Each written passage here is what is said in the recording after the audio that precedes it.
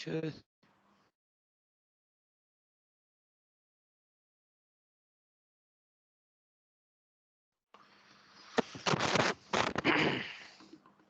बिस्मिल्लाहिर्रहमानिर्रहीम। अच्छा, हम लोग फैक्टराइजेशन पे बात कर रहे हैं। एक्सरसाइज 4.1 सिंटैक्स बुक बोर्ड ने जो न्यू बुक लॉन्च करी है उसके हिसाब से इसमें डिस्कशन करने की कोशिश करते हैं। जैसे क्वेश्चन नंबर 1 है हमारे पास, आप देख रहे हैं उसका पार्ट नंबर 1 है। तो पहले क्वेश्चन के अंदर हमारा जो एक्चुअल काम है वो जस्ट काम है टेकिंग कॉमन। तो ये क्वेश्चन सिर्फ इसीलिए डिजाइन किया गया है कि हम कॉमन लेना सीख लें। तो इसका पार्ट नंबर 1 है, जैसे उसमें आपके पास अगर आप नोट करें 3 टर्म्स गिवन है और जो कोफिशिएंट एलिमेंट है वो आपके पास कॉमन निकलता हुआ नजर आ रहा होगा। और यहाँ पे आप देखें तो आई थिंक सो 4 कॉमन है, तो you can say 4 4 times bracket इस्तेमाल करेंगे। 4 1 ज़ा 4 एंड देन 4 4 ज़ा 16 एंड वी कैन से 6 4 ज़ा 24।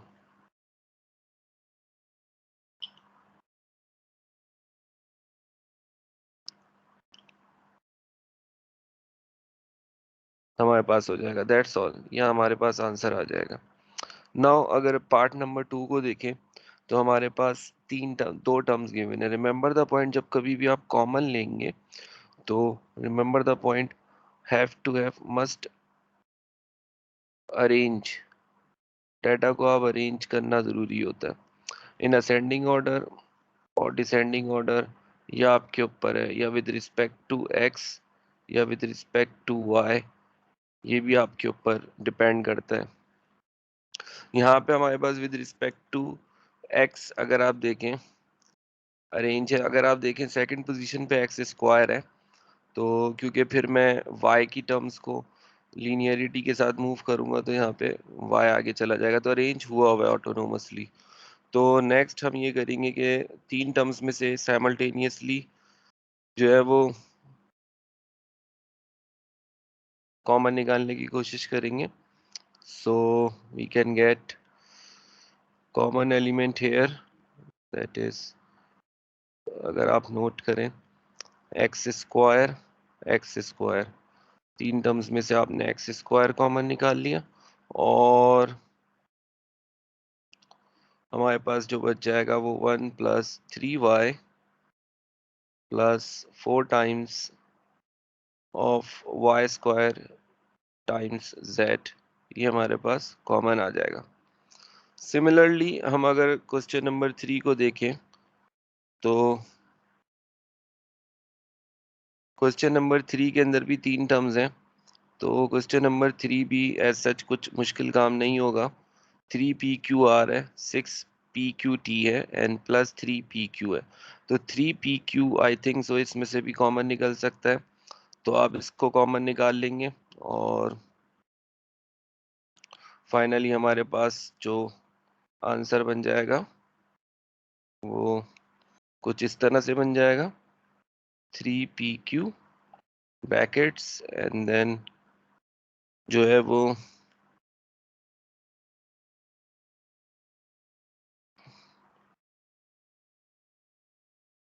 r प्लस 3 to the 6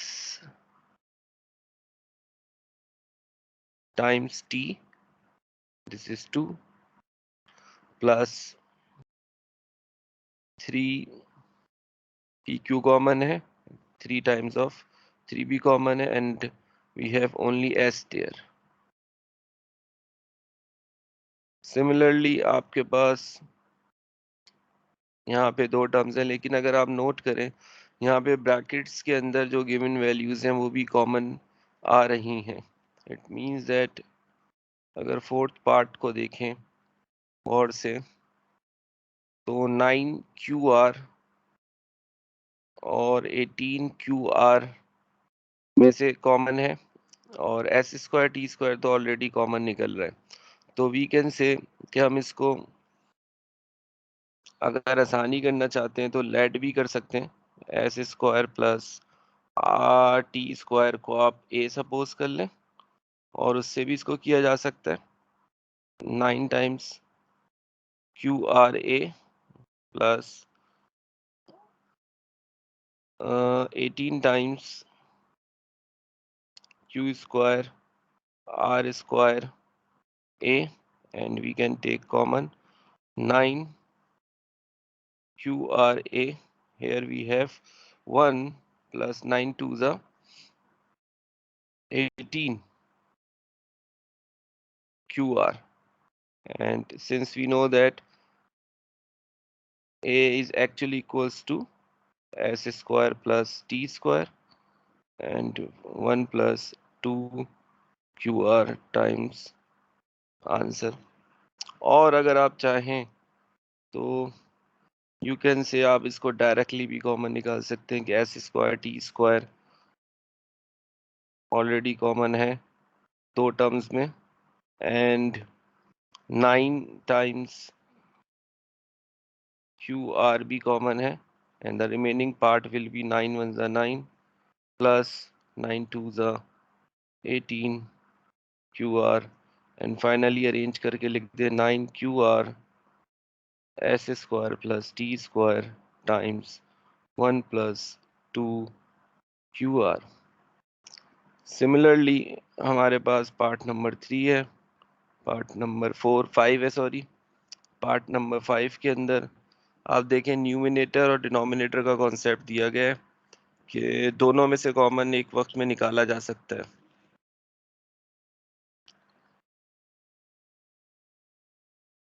तो एक ही वक्त के अंदर इन दोनों में से कॉमन कैसे निकाला जा सकता है, लेट्स सी। फिफ्थ पार्ट हमारे पास है, और अगर आप देखें फिफ्थ पार्ट में Z square x over 16 Z square x square Z square x square Z cube. तो अगर आप देखें तो एक्स लीनियर जब सबसे कम पावर है उसको आप कॉमन लेते हो, तो एक्स में सबसे कम पावर है जो कि पावर 1 है, वो आपने न्यूमिनेटर से कॉमन लिया। जेड स्क्वायर सबसे लीस्ट पावर है, आपने न्यूमिनेटर से कॉमन लिया, और न्यूमिनेटर के बाद आप यहाँ पे एक ब्रैकेट्स लगा लें, एंड डिनोमिनेटर के अंदर से अगर आप देखें तो 8 के टेबल में 12 और 16 तो आता है, 12 नहीं आता, तो 4 आई थिंक इसका कॉमन एलिमेंट बन सकता है। तो आपने 4 कॉमन निकाल लेना है, और 4 यहाँ पर जो है वो कॉमन आ गया, and we have in a numerator Z square क्योंकि बाहर है और एक्स भी बाहर है तो फर्स्ट पार्ट 1 बन गया। In a denominator 4 4 the 16 plus x square है तो एक्स एक बच चुका है, जेड स्क्वायर बाहर है तो ऐसे ही छोड़ दिया, और 4 2 ज़ा 8 एंड प्लस एक्स स्क्वायर है तो एक्स एक बच जाएगा, और जेड क्यूब है तो एक जेड बच जाएगा, ओवर 12 है 4 3 ज़ा 12। तो फाइनली आप इसको यहाँ पे भी ड्रॉप कर सकते हो, क्योंकि यहाँ पे हम लार्ज ब्रैकेट इस्तेमाल ना करें क्योंकि हमें ब्रैकेट्स के रूल के हिसाब से चलना है, तो पैरेंथेसिस या राउंड ब्रैकेट को इस्तेमाल कर लिया जाए, वो ज़्यादा बेहतर है। Now the fifth sixth part is actually हमारे पास है, इसको अगर आप देखें तो मैं इसी फ्रेम पे ही कर लेता हूँ, को मिटा देता हूँ। तो सिक्स्थ पार्ट एक्चुअली जो हमारे पास है इसको देख लेते हैं। तो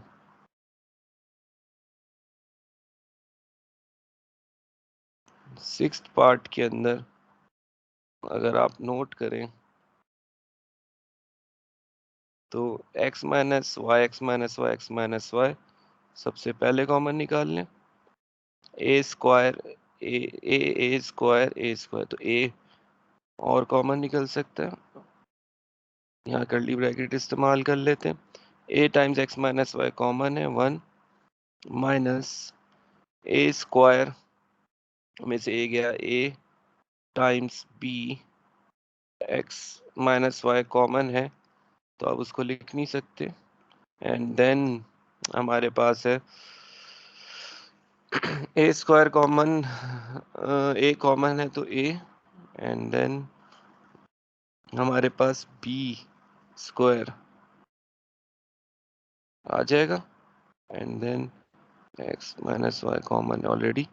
तो finally we have a term that is a times x minus y times 1 minus ab plus A B square. यहाँ पर भी क्योंकि और ब्रैकेट्स इस्तेमाल नहीं हो रहे तो हम इसको राउंड ही ब्रैकेट में कर लें, ज़्यादा मुनासिब है। This is all. Now similarly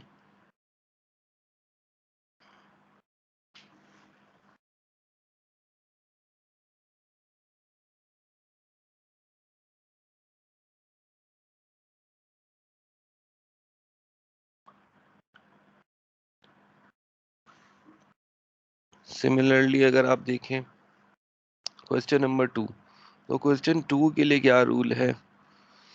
question 2 में भी कॉमन के ऊपर बात की गई है, लेकिन यहाँ पर 4 टर्म्स लेके गई हैं। तो अरेंजिंग, मैं आपको फिर कहूँगा, अरेंजिंग बेस्ट पार्ट है। आप अरेंज करेंगे तो उससे सोल्यूशन आपका बन सकता है। क्वेश्चन नंबर 2 जो है बेसिकली वो यही बात कह रहा है कि आपने अरेंजिंग अगर करनी है टेकिंग कॉमन के अंदर, तो सबसे इम्पोर्टेंट टर्म यही है कि आप अरेंजिंग को दिमाग में रखते हुए चलें।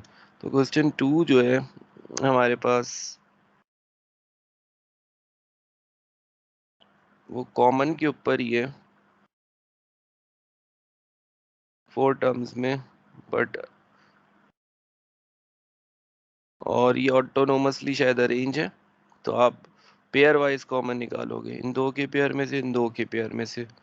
7 times x and 1 plus Z plus 7 times, नहीं 7 टाइम्स कॉमन नहीं निकल सकता था,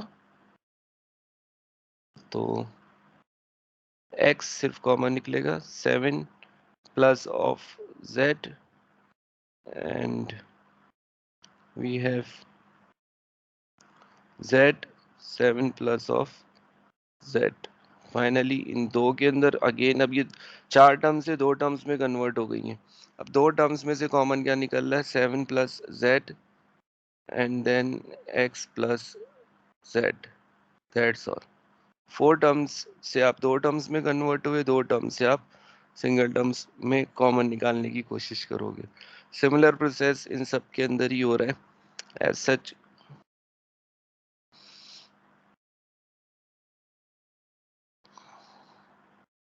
मुश्किल तो नहीं है इतना, लेकिन ये है कि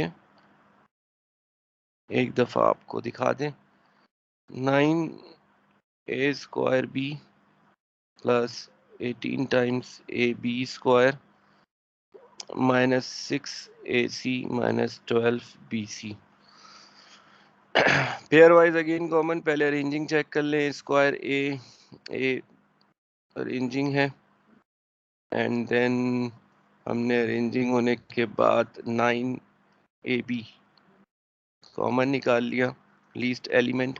9 ए बी में से ए यहाँ बच चुका है, 9 टू ज़ा 18 बी यहाँ बन चुका है, माइनस दोनों में से कॉमन निकल सकता है 6 टाइम्स ऑफ सी, और यहाँ पर ऑब्वियसली ये बच गया, प्लस 6 टू ज़ा 12, 6 times 2 is 12 time of B. Then 4 terms से 2 टर्म्स में कन्वर्ट हो चुके हैं।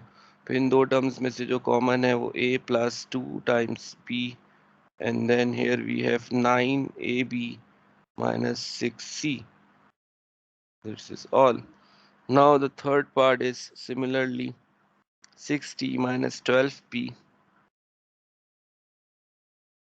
and we have 6 times t minus 12p plus 4 times tp minus 8pq।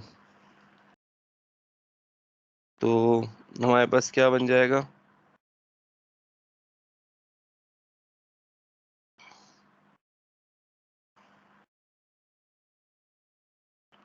6 common, t minus 6 2 is 12p plus 4p common, t minus 4 2 is 8p. Then again t minus 2p and 6 plus 4p. Remember the point, जब कभी भी common लिया जाता है तो आप elements में से भी कॉमन निकालते हो। तो यहाँ पर होल में से भी कॉमन निकाल सकता है। तो अगर इन दो टर्म्स में से जैसे आप कॉमन निकालने को आप कर सकते हो, वो ऐसे इस तरह से कि 6 प्लस 4 में से जो कॉमन निकल सकता है वो 2 निकल सकता है। तो 2 3 ज़ा 6 प्लस 2 2 ज़ा 4p। तो ये कॉमन जो एलिमेंट है उसको मैंने शुरू में लिख दिया क्योंकि प्रोडक्ट है, प्रोडक्ट में आप आगे पीछे लिख सकते हो, कोई मसला नहीं होगा। तो आई थिंक बुक में आंसर यहीं ड्रॉप कर दिया गया था, लेकिन अगर कंप्लीट कॉमन लेंगे तो हम यहाँ तक इसको ले जा सकते हैं। अगेन पार्ट नंबर 3 के बाद पार्ट नंबर 4 में again R square plus of R S 9rs minus 7rs minus 63। तो 7 9 ज़ा 63 एंड देन इसमें से भी आप सिमिलर वे से कॉमन निकाल सकते हो, इतना कोई मुश्किल काम नहीं है ये भी। एंड देन अगर मैं आपसे कहूँ कि हमारे पास जो है वो न्यूमिनेटर डिनोमिनेटर का जो केस है इसको देख लेते हैं एक दफ़ा, इसको कैसे डिस्कस किया जा सकता है, let's see. And numerator denominator के केस को, here we have fifth part, y square over 4 minus 4 square z over 4 minus z square t over 9 plus z square t z over 9। जैसे लिखा है आप उसी चीज लिखेंगे। बुक के अंदर अगर कोई गलती है तो वो आप खुद नहीं निकाल सकते, वो ऑथर को राइट है कि वो सही करे, वरना उस सवाल को आप ड्रॉप करके आगे जाओ। नाउ इन दो में से कॉमन और फिर इन दो में से कॉमन, न्यूमिनेटर डिनोमिनेटर करके आप कॉमन निकालेंगे। तो लेट्स सी हमारे पास कॉमन क्या क्या निकल सकता है। तो मैंने चेक करना शुरू किया कि इस पहले तो सारी टर्म्स में से कुछ कॉमन निकल सकता है, तो नहीं निकल रहा चारों टर्म्स में से। और अगर मैं पेयर वाइज बना के भी कॉमन निकालता हूँ तो क्या आता है, लेट्स सी। न्यूमिनेटर में से कोई कॉमन एलिमेंट नहीं आ रहा है, तो हम एज इट इज डिनोमिनेटर में से कॉमन आ रहा है 4, एज इट इज लिख दिया, Y square over 1 minus 4 square Z over 1। Now minus sign यहाँ से कॉमन, न्यूमिनेटर में से जेड स्क्वायर टी और डिनोमिनेटर में से 9 एंड देन यहाँ पे बच जाएगा न्यूमिनेटर में 1, डिनोमिनेटर में भी 1 और प्लस, क्योंकि माइनस साइन कॉमन निकल चुका है, माइनस हो जाएगा। जेड स्क्वायर टी कॉमन है, Z over 1, this is it. अब इन दोनों में से कॉमन नहीं निकल रहा, ये दो टर्म्स कॉमन नहीं हो रही हैं, इससे पहले वाले क्वेश्चंस में हो रही थी। हम कॉमन फर्दर निकाल लेते थे, तो कॉमन नहीं निकल रहा तो हम इसको यहीं ड्रॉप कर देंगे। फर्दर कॉमन नहीं आ रहा तो हम उसको वहीं पर ही क्वेश्चंस को रोक देंगे।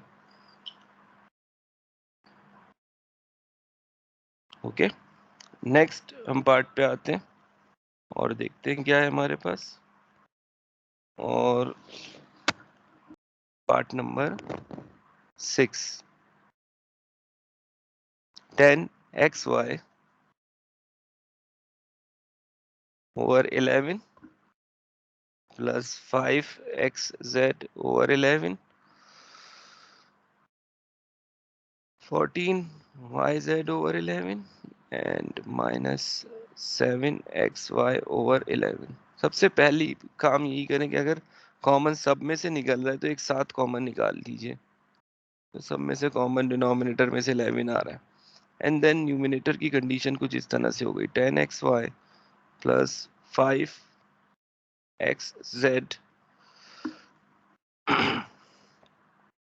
and then minus 14yz minus 7xy। अब अगर आप नोट करें xy, this is the one term and this is the other term, तो आप इन दोनों को ऐड सब्ट्रैक्ट कर सकते हैं। जरूरी नहीं है आप बेसिक मैथ को भूल जाए। 10xy एंड 7xy ऊपर भी कर सकते थे, माइनस हुआ तो 3xy plus 5xz minus 14yz and then अगर तीन टर्म्स हो तो आप तीनों में तलाश करते हो कॉमन, पेयर नहीं बन रहे तो तीनों में आई थिंक सो कॉमन नहीं था, 11 ही था कॉमन। मैं इसको यहीं ड्रॉप कर देता हूँ। This is how the sixth part will have to do according to the given condition और क्वेश्चन। नाउ क्वेश्चन नंबर 2 के बाद अब ये दो क्वेश्चंस थे इसमें बहुत सारे टीचर्स ने करेक्शन भी करके किया है और कुछ ने कुछ नई नई कंडीशंस भी बनाई हैं। तो वट एवर जो भी है, लेकिन जो हमारे पास गिवन क्वेश्चन है उसका सोल्यूशन इसी तरह से पॉसिबल हो सकता है। नाउ मूव करते हैं क्वेश्चन नंबर 3 के ऊपर, जो परफेक्ट स्क्वायर के ऊपर है। परफेक्ट स्क्वायर मतलब रूल नंबर 2 है फैक्टराइजेशन के अंदर जो हमने पढ़ना है वो ये कि अगर कॉमन एलिमेंट निकलता है तो हम कॉमन एलिमेंट निकालेंगे पेयर वाइज, अगर चार टर्म्स हैं डिफरेंट और डिस्टिंक्ट टर्म है, और अगर कॉमन एलिमेंट नहीं निकलता तो हम लोग बेसिकली उसको वहीं ड्रॉप कर देंगे। नाउ हमारे पास क्वेश्चन नंबर 3 है जो कि फार्मूला बेस्ड है, और क्वेश्चन नंबर 3 जो है वो फार्मूले पे जो डिपेंड करेगा वो डिपेंड करेगा a प्लस माइनस b का square is equals to a square plus minus 2ab plus b square. तो दो फार्मूले हैं जिसके ऊपर परफेक्ट स्क्वायर का, तो ये question number 3 perfect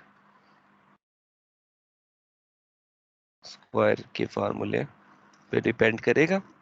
now 4a square plus 12 plus 9b square, what does it means कि अगर मैं 4a square plus 12ab plus 9b square है तो मैं इसको a square plus 2ab plus b square formulation से कर सकता हूँ, एंड ब्रैकेट्स के अंदर की एलिमेंट्स को फिट करें तो हमारे पास 4a square is 2a, 9b square is 3b and 2a 3b, 3 to the 6, 6 to the 12, middle term satisfied हो रही है, इसका मतलब हमारा परफेक्ट स्क्वायर क्लोज किया जा सकता है। That finally equals to 2a plus 3b to the square. तो this is the simple perfect square case, and हमारे पास ये सवाल सिमिलरली नेक्स्ट क्वेश्चन को अगर आप देखें तो 36 part number 2, 36 x4 plus 12 x square plus 1। Again आप कोशिश करेंगे परफेक्ट स्क्वायर कॉमन क्योंकि तीनों में नहीं निकल रहा, 2ab plus b square 1 and 6 a square, square is 4, 6 a square and 1, and we have 6 square 36 a4, 6 to the 12 x square, and we have x here, a variable, main variable is x, so 6x² + 1 to the whole square, that's all. तो इसी तरह से part number 2 भी हो जाएगा। And for part number 3 we have condition of x² + 1 + 1 over 4 times x² + 1 + 1 over 4 times x², we can say. And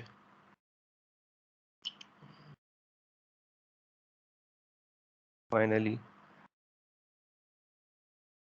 a² + 2ab + b square x² and 1 over 2x, 2 का square 4 and x square हो जाएगा ए x और इसकी जगह पे 2x। तो आप middle term देखें, एक्स एक्स कैंसिल 1 बन जाएगा।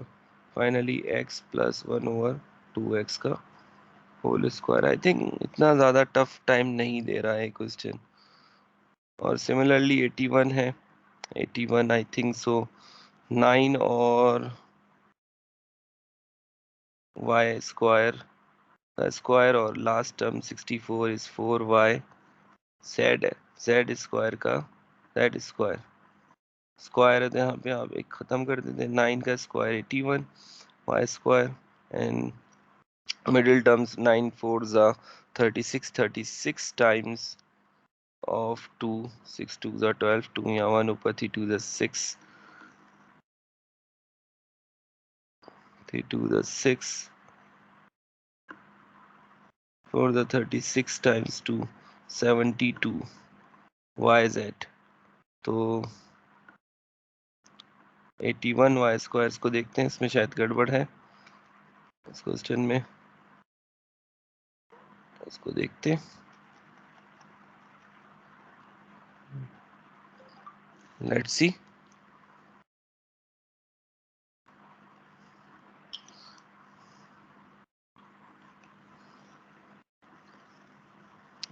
We have 81 y² plus 144 yz plus 64 times z²। तो 9y 9 square is 81 and 8, हाँ सही है, 9 72 times 2 144 हो जाएगा ये भी, सच मुश्किल नहीं होगी। 2 times 9y plus 8z, I think 9y plus 8z to the square।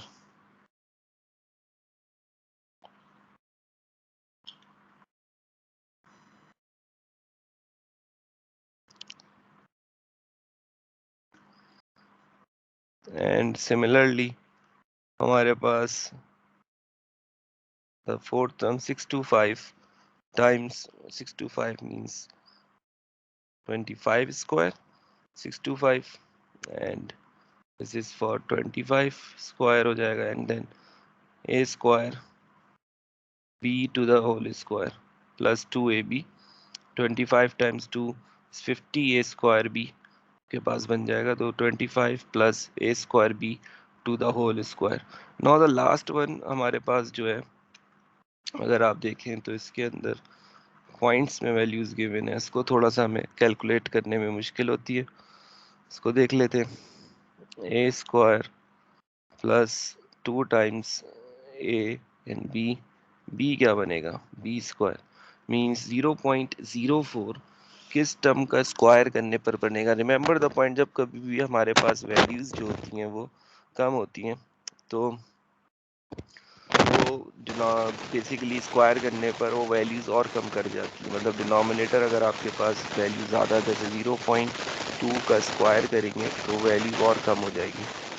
जैसे 0.04, it is just like that. तो 0.04 इसका मतलब ये हुआ कि जैसे 0.1 हम सोचते हैं स्क्वायर करने पे वैल्यू बढ़ रही है, लेकिन अगर पॉइंट्स के अंदर वैल्यूज़ हों और उनका स्क्वायर किया जाए तो वो घट रही होती है, कम हो रही होती है। It is just like that, you are increasing its denominator. आप किसी भी चीज़ का डिनोमिनेटर की वैल्यू को बढ़ाते रहोगे तो ऑब्वियसली वो वैल्यू कम होती रहेगी। अगर मैं इसका स्क्वायर कर लूँ फिर जस्ट लाइक दैट कि इसकी वैल्यू 1/4 हो गई, तो वो कंपैरेटिवली कम हो रही है। कहीं पर भी यही है, लेकिन इन्होंने पॉइंट दिया हुआ है, तो यू कैन से 0.2 का स्क्वायर करेंगे तो वो 0.04 हो जाएगा। तो वी कैन से यहाँ पे 0.2 का स्क्वायर हमने लिया, दैट इज 0.04, जो हमारी कंडीशन को सेटिस्फाइड कर रहा है। मिडिल टर्म को अगर आप देखें 0.2 multiply by 2 and we can say 0.2 is multiplied by 2, we can say 0.2 multiplied by 0.2 multiplied by 2, that would be equals to 0.4, and finally we can close plus, we can say a plus b का whole square, a plus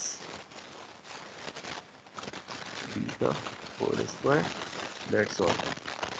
तो इस तरह से ये सारे 6 के 6 part आपके complete हो जाएंगे।